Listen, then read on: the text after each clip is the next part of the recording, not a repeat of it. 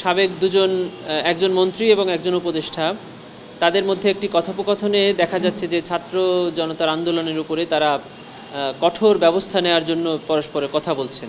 Tribunal পক্ষ থেকে আপনারা জানেন যে আগামী 13 নভেম্বর রায়ের তারিখ নির্ধারণ করা হবে। কবে তারিখ নির্ধারণ করা হবে বা কবে রায় হবে এটা আমরা 13 তারিখেই জানতে পারবো। সেটাকে কেন্দ্র করে আওয়ামী লীগ বা বিভিন্ন রাজনৈতিক সংগঠন বিভিন্ন কর্মসূচি গ্রহণ করবে। দেশের আইন শৃঙ্খলা বাহিনী সেই কর্মসূচিকে কেন্দ্র করে তারা বিভিন্ন পদক্ষেপ গ্রহণ করবে। তারই ধারাবাহিকতায় হয়তো বা আজকে কমিশনার সাহেব এসেছিলেন, উনি ট্রাইব্যুনালে আসেননি বা ট্রাইব্যুনাল সম্পর্কে ওনার সাথে আমাদের কোনো কথা হয়নি। বাইরে উনি কী করে গেছেন এটা উনি ভালো জানবেন। আমরা আশা করছি যে রাষ্ট্রের নিরাপত্তার জন্য এই পুলিশ বাহিনী আইন শৃঙ্খলা বাহিনী কাজ করছে। আমাদের দায়িত্ব হলো ট্রাইব্যুনালের প্রসিডিংস, ট্রাইব্যুনালের জাজমেন্ট বা ট্রাইব্যুনালের অন্যান্য বিষয়গুলো ঠিকমতো হচ্ছে কিনা সেটা দেখা, আমরা সেগুলো দেখছি। না, আমাদের সব কিছুই স্বাভাবিকভাবে চলছে, আমাদের কোনো ধরনের চাপ নাই। রায়ের তারিখ আসলে রায় হবে, যেদিন সাক্ষী হওয়ার সেদিন সাক্ষী হচ্ছে। ট্রাইব্যুনাল 2 আজকে আপনারা জানেন আবু সাঈদের মামলায় সাক্ষী হয়েছে। এভাবেই ট্রাইব্যুনাল স্বাভাবিক গতিতেই চলছে। রায়ের প্রস্তুতি তো কোর্ট নেবেন, না আমাদের প্রস্তুতি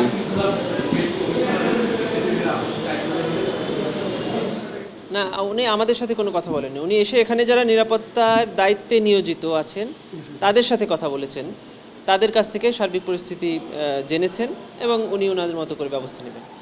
আমাদের সাথে ওনার কোনো কথা নেই।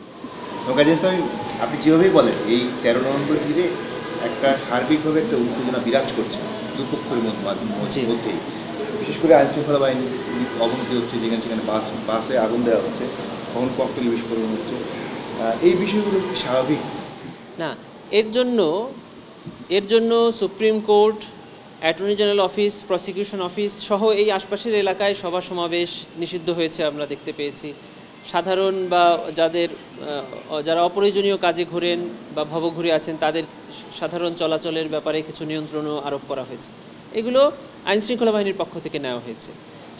তার সাথে প্রসিকিউশন বা ট্রাইব্যুনালের তো কোনো সম্পর্ক নেই। এটা যে কোনো পরিস্থিতিতে এই আইন শৃঙ্খলা বাহিনী যথাযথ ব্যবস্থা নেবেন এবং সেটা নিচ্ছেন, এটা আমরা দেখতে পাচ্ছি।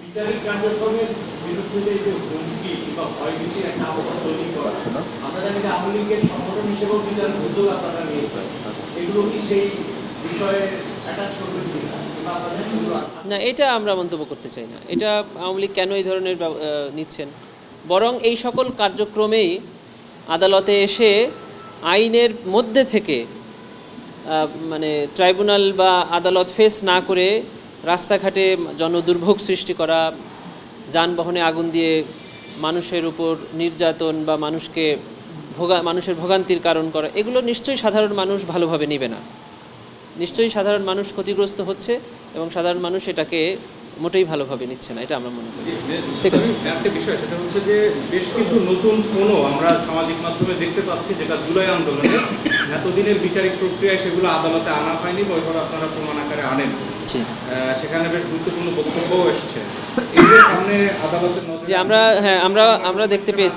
আমরা দেখতে পেয়েছি যে সাবেক দুজন একজন মন্ত্রী এবং একজন উপদেষ্টা তাদের মধ্যে একটি কথোপকথনে দেখা যাচ্ছে যে ছাত্র জনতার আন্দোলনের উপরে তারা কঠোর ব্যবস্থা নেওয়ার জন্য পরস্পরের কথা বলছেন। এগুলো আমরা দেখতে পেয়েছি, পত্রিকায় দেখতে পেয়েছি।